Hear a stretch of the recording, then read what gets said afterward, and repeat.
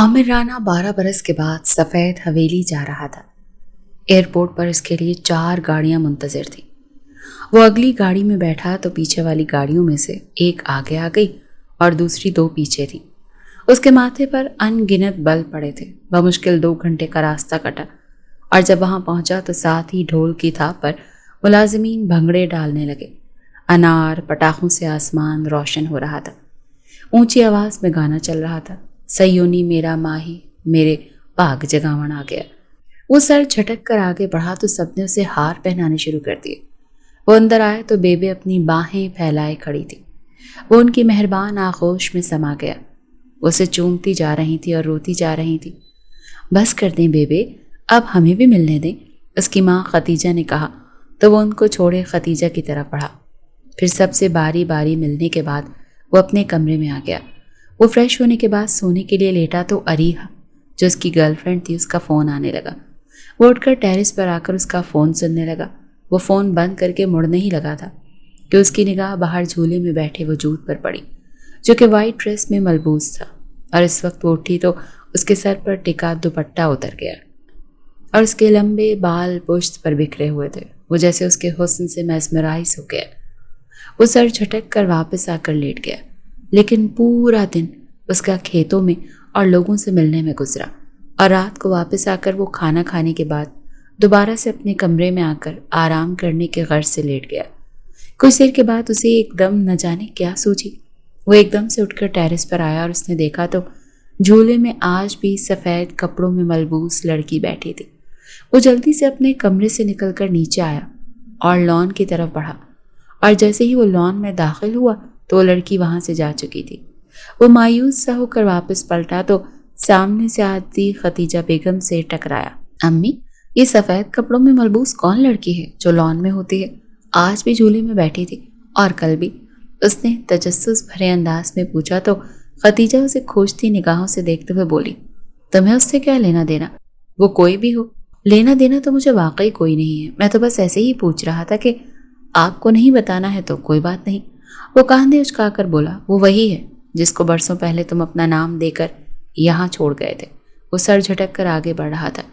यह खतीजा बेगम की आवाज़ कानों से टकराई और वो एक झटके से मुड़कर उन्हें देखने लगा। वो लड़की अभी तक यहाँ पर इस घर में मौजूद है। आपको चाहिए था कि उसे उसकी ज़िंदगी जीने देती। मैंने पहले भी कहा था कि मैं इस रिश्ते को मानता ही नहीं।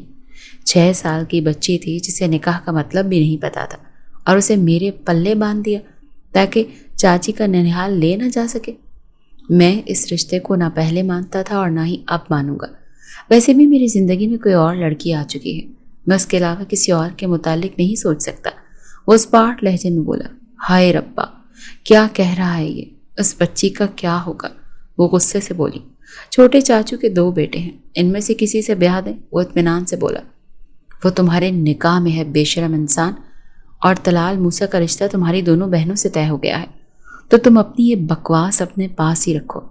जब वापस लंदन जाओ तो ले जाना उसे, मेरी तरफ से मारकर फेंक देना। लेकिन एक बात कान खोल कर सुन लो, तलाल और मूसा मेरे दामाद बनेंगे। मैं अपनी बेटियों को किसी और वडेरों के यहाँ नहीं भेज सकती।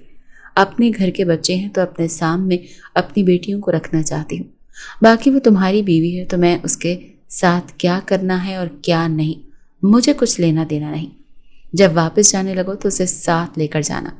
मैं अब उसे यहाँ बर्दाश्त नहीं कर सकती क्योंकि मूसा वैसे भी उसमें काफ़ी दिलचस्पी ले रहा है।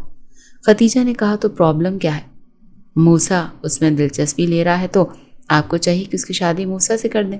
आप क्यों मायरा को उसके सर पर थोपना चाहती हैं? हर एक इंसान को अपनी पसंद की शादी करने का हक है। आप लोगों ने बड़े भाई जी की शादी पप्पो की राया से कर दी। वो अपनी क्लास फेलो को चाहते थे और अब यही हाल आप मूसा का करना चाहते हैं। वो मायरा से मोहब्बत नहीं करेगा, आप समझते क्यों नहीं? वो तल्ख लहजे में बोला, ये मेरे सामने मत बोलो। मोहब्बत पसंद ये सब ख्याली पलाव हैं और इसके अलावा कुछ नहीं। इंसान की जब शादी किसी से हो जाती है तो वो दोनों एक दूसरे के साथ रहने लगते हैं तो खुद ब खुद गुजारे हो जाते हैं। और वैसे भी ज़िंदगी में ये सिर्फ गुजारा करने के लिए ही आए हैं। खतीजा ने स्पार्ट लहजे में कहा तो वो झुंझलाता अपने कमरे की जाने पड़ गया। वो सोफे पर बैठता आज से 12 साल पहले में खो गया। वो 20 साल का था जब 10 बरस पहले छोड़ कर गए। اس کے چچا چاچی کی میتیں گھر لائی گئیں اور ان کی ایک 6 سال کی بیٹی روحما تھی، اور اس کے ننیال والے اسے لے نہ جائیں اسی لیے اس کا نکاح محض 6 سال کی بچی سے کروا دیا گیا تھا۔ ننیال والے دل محسوس کر وہاں سے چلے گئے۔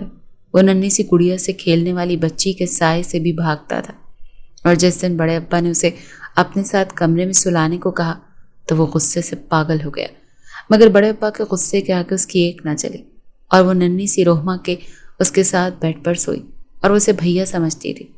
وہ اپنا نصیب کوستا، اور پھر جب وہ ہائر اسٹڈی کے لیے لندن گیا تو واپس آیا ہی نہیں۔ اب بیبی کی منت سماجت پر وہ ان سے 1 ہفتے کے لیے ملنے آیا تھا۔ وہاں اس کا ہوٹل تھا تو وہ زیادہ چھٹیاں نہیں لے سکتا تھا۔ وہ سرد آہ بھرتا واپس آ کر لیٹ گیا۔ پھر اگلے دن بڑے ابا نے انہیں ساتھ لیا اور روحما کا ویزا لگوانے کے لیے اپلائی کر دیا۔ وہ تو صدمے سے پاگل ہو گیا تھا۔ دن گزرے تو وہ لندن واپس آ گیا اور روحما کا ویزا 1 مہینے تک لگنا تھا، تو وہ یہاں آنے والی تھی، مگر وہ یہ بات اریحا کو کیسے بتاتا، یہ سمجھ نہیں آ رہا تھا۔ کام کی مصروفیت کی وجہ سے اسے اریحا کو کچھ بتانا یاد نہیں رہا، اور جس دن اس کے ہوٹل میں ایک بہت بڑا ایونٹ تھا، اسے 1 دن پہلے بڑے ابا کی کال آئی اور انہوں نے کہا کہ کل صبح کی فلائٹ سے روحما لندن آ رہی ہے، تم اسے ایئرپورٹ سے پک کر لو۔ اس بات کو سن کر اس کا دماغ جیسے معاف ہو گیا، مگر چار و ناچار اسے پک تو کرنا ہی تھا۔ تو اگلے دن صبح اس نے خود جانے کے بجائے اپنے مینیجر کو بھیج دیا۔ وہ خود سارا دن گھر سے باہر ہی رہا، اور رات گئے وہ جب واپس آیا تو کمرے میں اپنے بیڈ پر کمبل تانے وجود کو دیکھ کر ٹھٹک گیا۔ واٹ دا ہیل، یہ لڑکی میرے بستر میں کیا کر رہی ہے؟ وہ غصے سے بڑبڑاتا اس کی طرف بڑھا اور اس کے کاندھے کو ہلاتے اسے پکار کر بولا، اے لڑکی اٹھو یہاں سے اور جا کر باہر لاؤنج میں سو جاؤ۔ کمبل ہٹاتے جیسے ہی وہ اٹھی تو وہ مبہوت سا رہ گیا۔ اس قدر کامل حسن تھا اور کچھ نوخیز انچھوئی کلی تھی جو شاید اسی لیے اتنی خوبصورت تھی۔ وہ اس کی سیاہ موٹی موٹی ہرنی جیسی آنکھوں سے نگاہیں چراتے ہوئے بولا، مجھے اپنے بستر کے علاوہ کہیں نیند نہیں آتی، تو اس لیے تم یہاں سے باہر چلی جاؤ اور صوفے پر سو جاؤ۔ اس نے کہا تو وہ چپ چاپ اٹھی اور اس کے ہاتھوں میں موجود چوڑیوں کے کھنکنے سے ایک ارتعاش سا پیدا ہوا۔ وہ آج ہلکی فیروزی کلر کے پاؤں تک آتی شیفون کی فراک پہنے ہوئے تھی اور لمبے بال آج جوڑے میں مقید تھے۔ وہ مسمرائز سے اسے دیکھے گیا جو کہ اتنی حسین تھی کہ نگاہیں ہٹانے کو من ہی نہیں چاہتا تھا۔ وہ نگاہیں چراتا اپنی سائٹ پر لیٹ گیا۔ کچھ ہی دیر میں وہ سو چکا تھا، ہمیشہ کی طرح۔ رات کے آخری پہر اس کی آنکھ کھلی تو اس نے گھڑی پر ٹائم دیکھا اور اپنا آفس ورک کرنے کے لیے اٹھ کر واش روم کی جانب بڑھ گیا۔ منہ ہاتھ دھونے کے بعد وہ کافی بنانے کے ارادے سے باہر آیا تو صوفے پر لیٹی اس لڑکی کو دیکھ کر وہ چونک گیا۔ وہ سردی کی وجہ سے اپنے آپ کو سمیٹ کر سوئی ہوئی تھی۔ او مائی گاڈ، میں نے بھی اس کو کمفرٹر نہیں دیا اور یہ پاگل لڑکی پوری رات اسی طرح سے سردی میں سوئی رہی۔ وہ تعصب سے سوچتا واپس گیا اور اپنے کمرے کے بیڈ پر پڑا ہوا کمفرٹر اٹھا کر اس پر اڑانے لگا تو اس کی آنکھ کھل گئی۔ وہ آنکھیں ملتے ہوئے اٹھ کر بیٹھ گئی۔ آئی ایم سوری، تمہاری نیند خراب کر دی۔ تم ایک کام کرو، جا کر کمرے میں سو جاؤ، میں باہر بیٹھ کر آفس کا کام کر لیتا ہوں۔ وہ بولا تو اس نے چپ چاپ کمفرٹر اٹھایا اور روم میں چلی گئی۔ عجیب لڑکی ہے، نہ تھینکس بولتی ہے نہ سوری بولتی ہے۔ کہیں یہ گونگی تو نہیں؟ نہیں، ایسا نہیں ہو سکتا، بچپن میں تو بہت زیادہ بولتی تھی۔ خود ہی سے سوال اور جواب کرنے لگا۔ پھر سر جھٹک کر وہ کچن میں بڑھا اور اپنی کافی بنا کر اپنا آفس ورک کرنے لگا۔ تقریباً 5 بجے کے قریب نیند سے آنکھیں بھوجل ہوئیں تو اٹھ کر کمرے میں آیا تو وہ لڑکی واش روم میں تھی۔ پھر وہ باہر نکلی تو بنا دوپٹے کے اس کا وجود دیکھ کر وہ اپنی نگاہیں نہیں ہٹا پایا۔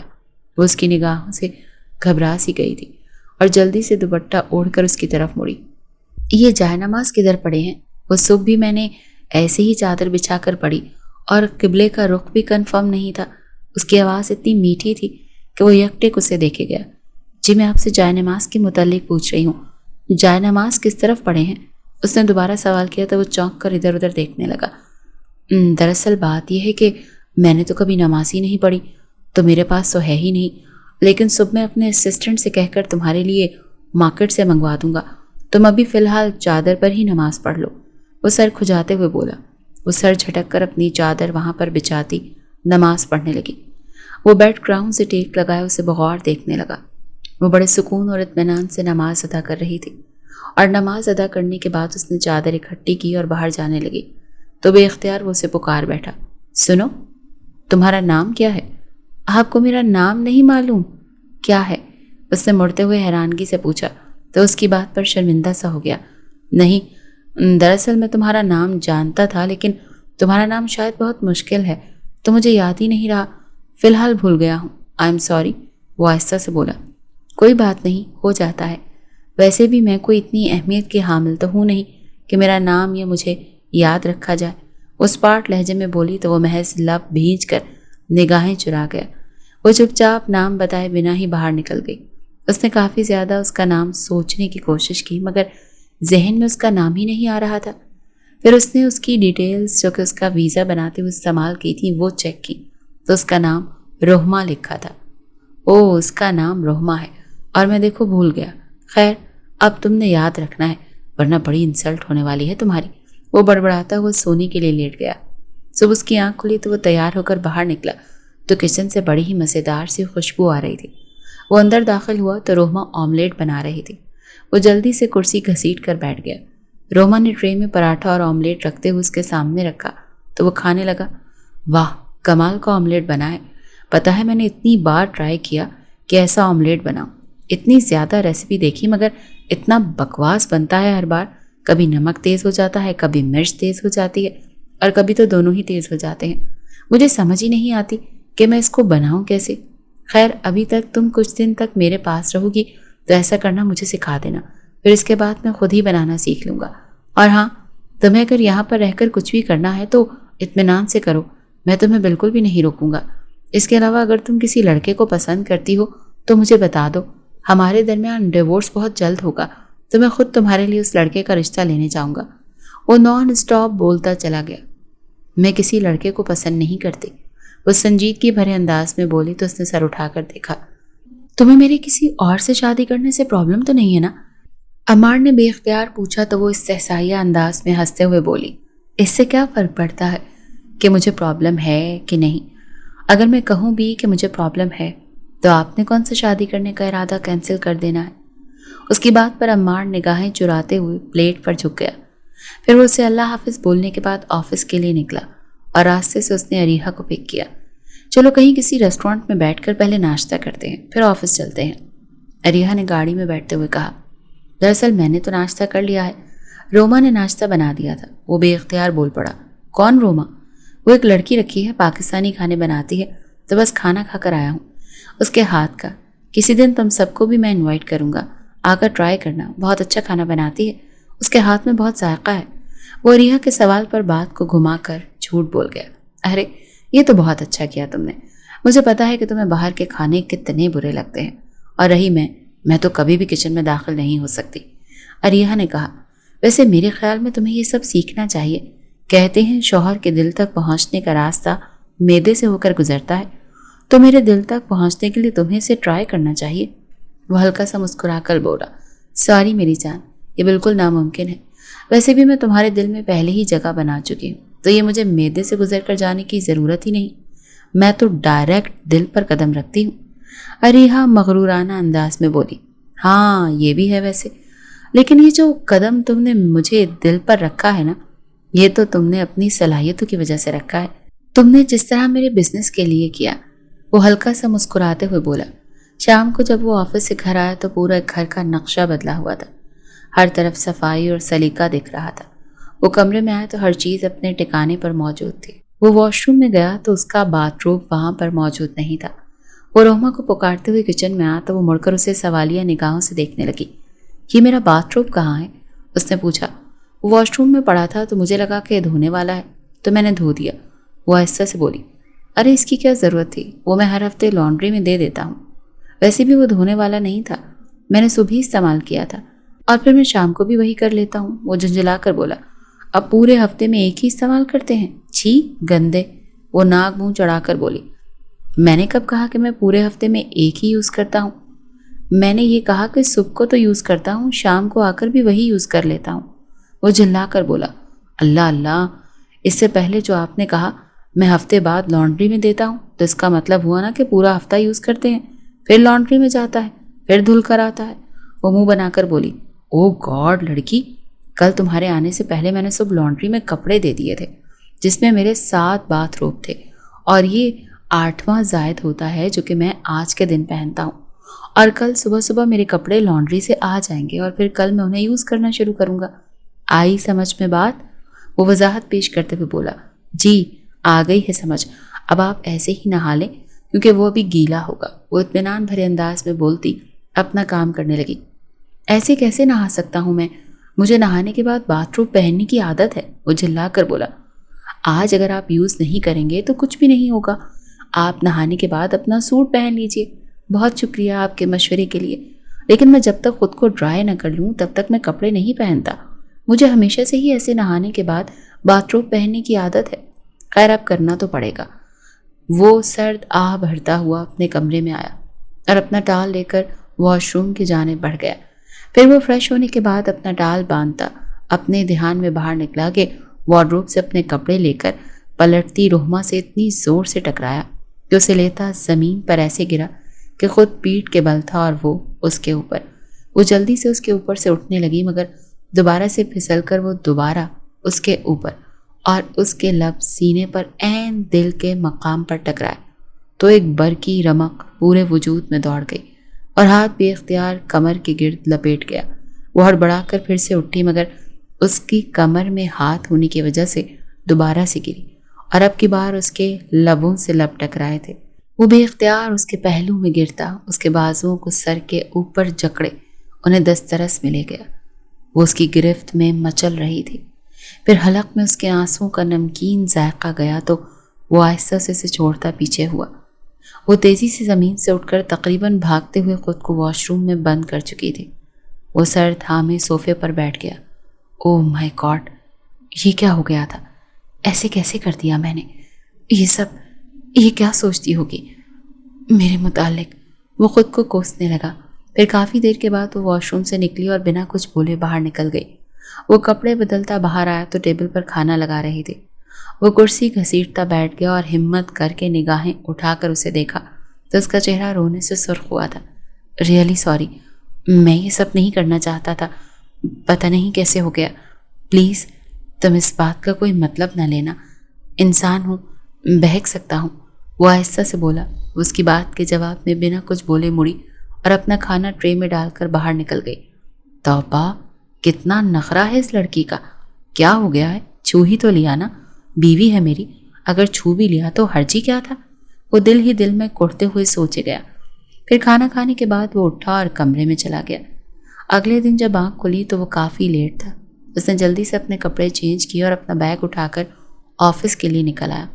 آفس میں بھی وہ سارا دن عجیب سا بیہیو کرتا رہا اور اریہا اس بات پر اس سے ناراض بھی ہو گئی کیونکہ وہ اس کی کسی بھی بات کو دھیان سے سن ہی نہیں پا رہا تھا۔ وہ اب اسے منانے کے لیے ایک ریسٹورانٹ میں لے آیا۔ سو کیا لوگی؟ اس نے مینیو کارڈ دیکھتے ہوئے پوچھا۔ تم یہ سب چھوڑو اور یہ بتاؤ کہ تمہارا دھیان کدھر ہے آج؟ تم بالکل بھی اپنے کام پر توجہ نہیں دے پا رہے تھے۔ تمہاری پریزنٹیشن بھی بہت الجھی ہوئی تھی۔ مسٹر کارگل امپریس ہی نہیں لگے۔ وجہ بتاؤ مجھے، اریہا نے مینیو کارڈ چھینتے ہوئے کہا۔ یار کوئی وجہ نہیں ہے، بس سر درد ہے، بتایا تو تھا تمہیں، وہ نگاہیں ملائے بغیر بولا۔ اوکے سب چھوڑو، اب یہ بتاؤ کہ نیکسٹ ویک جو پارٹی ہے اس میں ہمارے ریسٹورنٹ کی اسپیشل ڈش پاکستانی مانگ رہے ہیں، سو کیا بریانی بنا پائے گی تمہاری وہ نوکرانی؟ اریہا کی بات پر وہ چونک گیا۔ اتنی بریانی کیسے بنائے گی وہ؟ اریہا وہ چھوٹا موٹا کام کر سکتی ہے یار، وہ جلدی سے بولا۔ ہم نے وہ بریانی صرف مسٹر کارگل اور اس کے اسٹاف کو سرو کرنی ہے، 2-3 کلو کافی ہوگی، اور اتنی تو وہ بنا ہی سکتی ہے نا۔ تم جانتے ہو نا کہ وہ پہلے ہی تمہاری پریزنٹیشن سے سیٹسفائیڈ نہیں ہے۔ اگر انہیں ان کی پسند کا مینیو نہ ملا تو یہ نہ ہو کہ وہ یہ ایونٹ ہمیں دے ہی نہ، سو پلیز اسے کہو کہ وہ یہ کرے، اریہا نے کہا۔ چلو ٹھیک ہے، میں بات کر کے پھر بتا دیتا ہوں تمہیں، وہ اپنی کن پٹیاں دباتے ہوئے بولا۔ مجھے لگ رہا ہے تمہارے واقعی سر میں بہت زیادہ درد ہے، تو ایسا کرو کہ جا کر آرام کرو کچھ دیر، اریہا نے کہا تو وہ اٹھ کر کھڑا ہو گیا۔ وہ گھر پہنچا تو رحمہ ہمیشہ کی طرح خود کو کسی کام میں الجھائے ہوئے تھی۔ وہ کچن کو چمکانے میں مصروف تھی۔ فیروزی کلر کی شارٹ شرٹ اور شلوار کے ساتھ دوپٹہ کمر کے گرد بندھا وہ اسٹول پر چڑھی کیبنٹ چمکانے میں مصروف تھی۔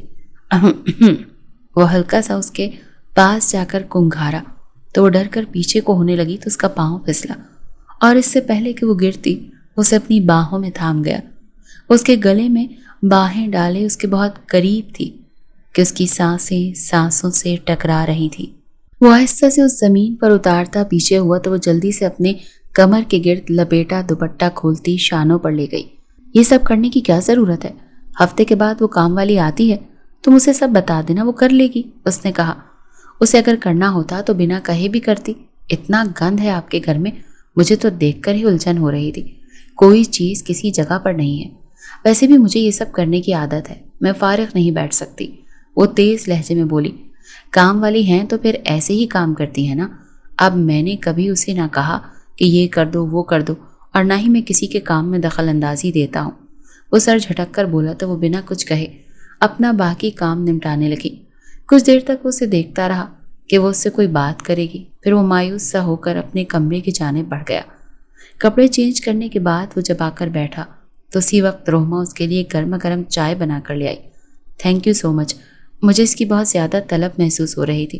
وہ اسے تشکر بھری نگاہوں سے دیکھتے ہوئے بولا. وہ واپس پلٹنے لگی تو عمار نے اسے ایک دم پکارا. سنو روہما، پلیز یہاں 1 منٹ کے لیے بیٹھنا، مجھے تم سے بہت ضروری بات کرنی ہے. وہ بنا کچھ بولے فرما برداری سے چپ چاپ اس کے سامنے بیٹھ گئی. ایکچولی میں ایونٹ پلانر ہوں، مطلب لوگوں کے ایونٹ پارٹیز وغیرہ آرگنائز کرتا ہوں. مسٹر کارگل کے بیٹے کی شادی ہے اور وہ بہت زیادہ بڑے پیمانے پر ہے، جو کہ ہمارے لیے سب سے بڑا پروجیکٹ ہوگا. تو وہ ہماری کچھ ڈشز وغیرہ چکھنا چاہتے ہیں. تو کیا تم پلیز بریانی بنا دو گی پلیز؟ عمار نے التجائی انداز میں پوچھا. جی کر دوں گی، کوئی پرابلم نہیں. وہ سر جھکائے ہوئے آہستہ سے بولی. تھینک یو سو مچ، تم فکر مت کرو، تمہیں اس کی پے ضرور ملے گی. تم ایک طرح سے سمجھو کہ تم یہ جاب کر رہی ہو میرے لیے، اور میں تمہیں اس کی پیمنٹ دوں گا. عمار نے کہا تو اس نے نگاہیں اٹھا کر اسے دیکھا اور آہستہ سے بولی. نہیں، مجھے اس کی ضرورت نہیں ہے. میں نے ان پیسوں کا کیا کرنا ہے؟ وہاں گھر میں بھی مجھے بڑے بابا اور تایا ابو سب کچھ لا کر دیتے تھے، اور یہاں پر آپ لا دیتے ہیں، تو کوئی بات نہیں. وہ آہستہ سے بولتی ہوئی اٹھ کھڑی ہوئی. اس کے کمرے سے جانے کے بعد اس نے ان 3-4 دنوں کے متعلق سوچا تو اسے یاد ہے کہ اس نے ان 3-4 دنوں میں سے ایک بار بھی اس سے نہیں پوچھا کہ اسے کسی چیز کی ضرورت ہے کہ نہیں، یا اسے کوئی چیز پسند ہے تو وہ اس کے متعلق کچھ بھی نہیں جانتا تھا. اسے شرمندگی سی محسوس ہوئی، اور پھر وہ دل میں ارادہ باندھ چکا تھا کہ وہ جب تک اس کی زندگی میں ہے وہ اس کی ہر قسم کی ضروریات کو پورا کرے گا. پورا ہفتہ گزر چکا تھا. وہ اسے شاپنگ کے لیے کہتا رہا مگر وہ ہر بار نہ کہہ دیتی تھی. مگر اس نے ایک کام کیا تھا کہ اس نے بڑے ابا کو فون کر کے اس کے لیے کچھ ڈریسز وغیرہ منگوا لیے تھے جو کہ اس کا دوست آج ہی لے کر آیا تھا. اسے یہ شاپنگ بیگ دیتے ہوئے بولا. یہ میں نے بڑے ابا سے کہہ کر منگوائے ہیں کچھ کپڑے، تمہیں انہی کی پسند پہننا اچھا لگتا ہے نا، اس میں کوئی بھی سوٹ رکھ لینا تم، اور وہاں کچن سے فارغ ہوگی تو فریش ہو کر بھی کوئی ڈریس وغیرہ پہن لینا. وہ جلدی سے بولا. ہم کہیں جا رہے ہیں کیا؟ اس نے جھجکتے ہوئے پوچھا. ہاں، وہ تمہیں بتایا تھا نا کہ ایونٹ کے لیے بریانی بنانی ہے، تو وہیں جا رہے ہیں. بھول گئی تھی کیا؟ نہیں، میں آپ کا کام کیسے بھول سکتی ہوں، مجھے لگا مجھے گھر میں ہی بنانی ہے. اس کی بات کے جواب میں جلدی سے بولی. نہیں سویٹ ہارٹ، مجھے تمہیں ہوٹل لے کر جانا ہے، وہاں تم اسٹاف کے ساتھ مل کر کام کرو گی، یہاں اکیلی تو کھپ جاؤ گی. خیر باقی کی باتیں راستے میں بتاؤں گا، میں باہر ویٹ کر رہا ہوں، جلدی سے اپنی چیزیں اٹھاؤ اور نیچے آ جاؤ. 10 منٹ ہیں تمہارے پاس. وہ کہہ کر اس کے سنے بغیر نیچے کی جانب بڑھ گیا. وہ جلدی سے اپنا ایک ڈریس پکڑے اس کے پیچھے بھاگے. میں کتنی گندی بنی ہوئی تھی، اور آپ نے مجھے ایسے ہی لے کر جانا ہے کیا؟ مجھے کپڑے تو چینج کرنے دیتے نا. وہ گاڑی میں بیٹھے ہوئے جھلائے ہوئے انداز میں بولی. اچھا میں ایک بات تمہیں بتا دوں، وہاں کسی کو یہ مت کہنا کہ تم میری بیوی ہو پلیز. عمار کی بات پر اس کے چہرے کی رنگت تبدیل ہو گئی، مگر وہ کچھ نہیں بولی، اور وہاں پہنچ کر اسے اسٹاف کے ساتھ اس نے کچن میں بھیج دیا. اس نے سب کے ساتھ مل کر جلدی سے سب کچھ مینج کر لیا تھا، اور نہ صرف وہ بریانی بنا چکی تھی بلکہ میٹھے میں اس نے آئس کریم کیک بنایا تھا. اس نے کچھ کوکنگ کورس کیے رکھے تھے تو اسٹاف کے ساتھ کانٹیننٹل فوڈ بنانے میں بھی مدد کر رہی تھی. کچھ دیر کے بعد عمار اندر داخل ہوا اور سب ڈشز چکھنے کے بعد وہ ان کی تعریف کرتا روہما کی جانب مڑا. یہ میری مہمان ہے تو آپ اسے اسپیشل روم میں پہنچا دیجیے، وہاں یہ اپنے کپڑے چینج کر لیں گی. وہ اپنے مینیجر سے بولتا اس کی طرف مڑا. روہما آپ پلیز ان کے ساتھ جائیے اور جا کر کپڑے وغیرہ چینج کریں، اگر آرام کرنا چاہتی ہیں تو آرام کر لیجیے گا. وہ نرم لہجے میں بولتا پلٹنے ہی لگا کہ فریش سی اریحا اندر داخل ہوئی۔ اوہ، تو یہ ہے وہ لڑکی، یہ تو کافی خوبصورت ہے، اریحا نے چپتی ہوئی نگاہوں سے دیکھتے ہوئے کہا۔ وہ بنا کچھ بولے مینیجر کے ساتھ روم میں چلی گئی۔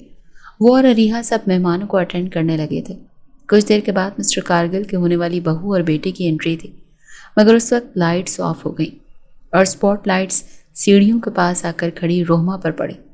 وہ گھبرا کر ادھر ادھر دیکھ رہی تھی۔ وہ مبہوت سا رہ گیا۔ ایسا لگ رہا تھا کہ آسمان سے کوئی اپسرا اتر آئی ہے۔ باقی سب بھی اسے ہی دیکھ رہے تھے۔ ہٹاؤ یہ لائٹ، یہ سپاٹ لائٹ مسٹر کارگل کے بیٹے اور بہو پر مارنی تھی، مگر تم لوگ کس پر مار رہے ہو؟ پاگل بے وقوف، اریحا اسٹاف پر برس پڑی تو انہوں نے جلدی سے سپاٹ لائٹ بند کی اور ساتھ ہی پورے ہال کی لائٹس آن ہو گئی۔ وہ تیزی سے پلٹ کر وہاں سے چلی گئی۔ کون تھی یہ لڑکی؟ مسٹر عمار، مسٹر کارگل نے پوچھا۔ دراصل وہ ہمارے اسٹاف ممبر کی ہیلپ کرنے آئی تھی۔ مسٹر عمار کی پرسنل شیف ہے، ان کے لیے گھر میں کھانا وغیرہ بناتی ہے۔ اس سے پہلے کہ وہ جواب دیتا اریحا نے جلدی سے کہا، بہت خوبصورت ہے، پلیز ذرا انہیں نیچے تو بلائیے، ہم ذرا ان کا بنایا کھانا ان کے سامنے ہی چیک کریں گے اور انہیں بتائیں گے۔ مسٹر کارگل نے کہا، اس کی ضرورت نہیں ہے مسٹر کارگل، آپ کو جو بھی کہنا ہے مجھ سے کہیے، میں انہیں پیغام دے دوں گا، عمار جلدی سے بولا۔ مگر کارگل کے بار بار اصرار پر اریحا اسے لے آئی۔ وہ سب کی بے باک نگاہوں سے بہت گھبراہٹ کا شکار تھی۔ مسٹر کارگل نے بریانی ٹرائی کرنے کے بعد اس کے گال کو چھونا چاہا تو وہ گڑبڑا کر پیچھے ہوئی۔ مسٹر کارگل اس کی طرف مڑا اور بولا، کیا یہ لڑکی مجھے کچھ دنوں کے لیے دے سکتے ہیں؟ میں کچھ وقت گزارنا چاہتا ہوں۔ کارگل کی بات پر روہما نے تڑپ کر جیسے دیکھا تو اسے معلوم ہو گیا کہ وہ انگلش بھی بہت اچھے سے جانتی ہے۔ مسٹر کارگل اپنی حد پار مت کیجیے، وہ مٹھیاں بھینچے بولا۔ کیا ہو گیا تمہیں عمار؟ تم ایک نوکرانی کے لیے مسٹر کارگل سے اس طرح بات کر رہے ہو؟ یہ ڈیل تمہارا خواب ہے اور تم اپنے اس خواب کے ساتھ اس طرح نہیں کر سکتے، اریحا نے سخت لہجے میں اسے کہا۔ تو زخمی نگاہوں سے اسے دیکھتے ہوئے طنزیہ انداز میں مسکرایا اور بولا، اگر یہ آفر یہ تمہیں کرتے تو تب میں تمہارے لیے بولتا، تب بھی تم یہی کہتی؟ تم اپنی حد پار کر رہے ہو۔ وہ اس 2 ٹکے کی نوکرانی کے لیے؟ اس کی بات پر تل ملا کر بولی، کیوں؟ تمہاری عزت ہے، اور جو تم سے نیچے ہیں، جو تمہارے انڈر کام کرتے ہیں، ان کی عزت نہیں ہوتی کیا؟ جو بات میں نے مسٹر کارگل سے کہی ہے وہ تمہیں کہنی چاہیے تھی، کیونکہ ہر عورت کی عزت سانجھی ہوا کرتی ہے، چاہے وہ تم عورت ہو یا پھر وہ۔ وہ پتھر کی مورت بنی کھڑی روہما کی طرف اشارہ کرتے ہوئے بولا، تو مجھے اس 2 ٹکے کی لڑکی کے ساتھ ملا رہے ہو؟ میرا اور اس کا کیا مقابلہ؟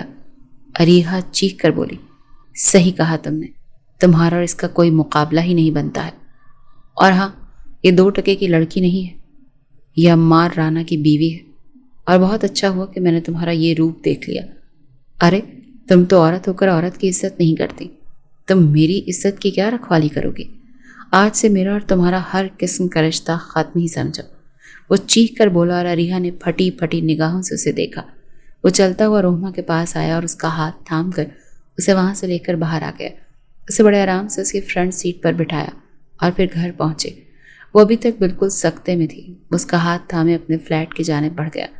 وہ اندر آ کر صوفے کے ساتھ لگی زمین پر بیٹھ گئی۔ روہما، تم ٹھیک ہو؟ پلیز جو بھی ہوا اسے بھلا دو، اس کے سامنے بیٹھتے ہوئے شرمندگی بھرے لہجے میں بولا۔ کیا کیا بھلاؤں؟ میرے دل پر بہت سی یادیں نقش ہیں۔ یہ پہلی بار نہیں تھا کہ کسی مرد نے پہلی بار دیکھا ہو مجھے۔ سب سے پہلے آپ کے بھائی نے اسی نیت سے چھوا، وہ تو ہمدرد بن کر آیا تھا۔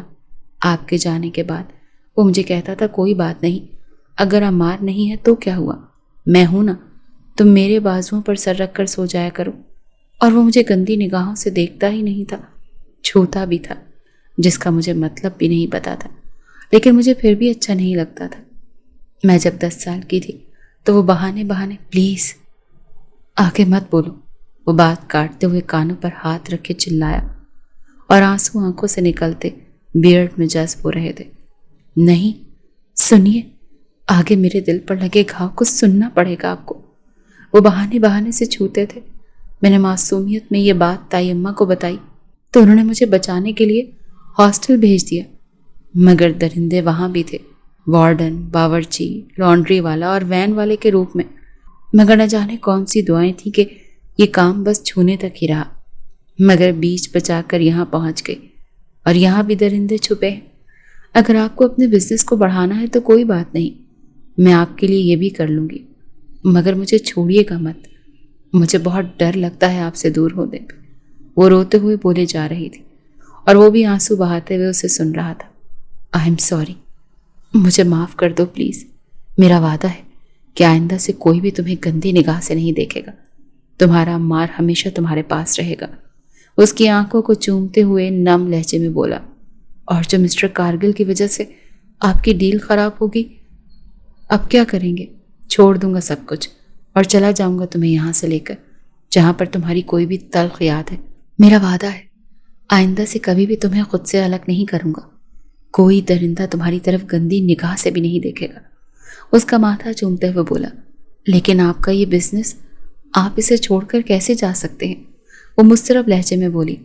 दरअसल मुझे एक इवेंट कंपनी में ऑफ़र हुई थी, इटली में है वो कंपनी, मगर मैंने अपना ये बिज़नेस स्टार्ट कर लिया था। तब तो फिर मैंने उन्हें मना कर दिया, लेकिन उन्होंने कहा था कि अगर कभी भी आपने कहा और कहीं जाना हो तो हमसे एक बार राब्ता कीजिएगा। तो मैं उनसे राब्ता करने की कोशिश करता हूँ। अगर वहाँ मिल गई नौकरी तो ठीक है, वरना फिर कुछ ना कुछ तो मैं अपनी लाइफ के साथ कर ही लूँगा। तुम साथ हो तो सब हो जाएगा। वो अब की बार उसके रुखसार पर लब रखते हुए बोला तो उसका चेहरा शर्म से सुर्ख होने लगा। वो अब काफ़ी ज़्यादा रिलैक्स हो चुकी थी। फिर अगले दिन अरिहा ने आकर उसे लाख समझाया कि वो अपने इवेंट कंपनी को संभाले, मगर उसकी सुई तो अटक चुकी थी कि वो अब यहाँ पर नहीं रहेगा। और वो जब एक बार फैसला कर लेता था तो फिर वो कभी भी अपने फैसले से पीछे नहीं हटता था। 1 महीने के अंदर अंदर उसने अपने सारे इंतजामात वहाँ पर करवा लिए और वो इटली पहुँचे तो वहाँ एयरपोर्ट पर दोनों की तरफ बहुत सारी सताइशी निगाहें उठी। वो हिजाब में बहुत मासूम और पुरवकार दिख रही थी। आज उसका हमसफ़र साथ था तो लोगों की निगाहों के देखने का अंदाज ही बदल गया था। सच कहते हैं कि औरत को हमेशा मर्द ही बनाता है। उसका शौहर उसका साथ दे तो दुनिया की कोई भी हवस भरी निगाह उसे छू भी नहीं सकती। इसीलिए तो बाप के बाद औरत का मुहाफिज उसका शौहर होता है। उसका शौहर उससे लापरवाह था तो दुनिया उसे नोचने को थी, मगर आज वही दुनिया उनके साथ होने पर उन्हें रश्क भरी निगाहों से देख रही थी।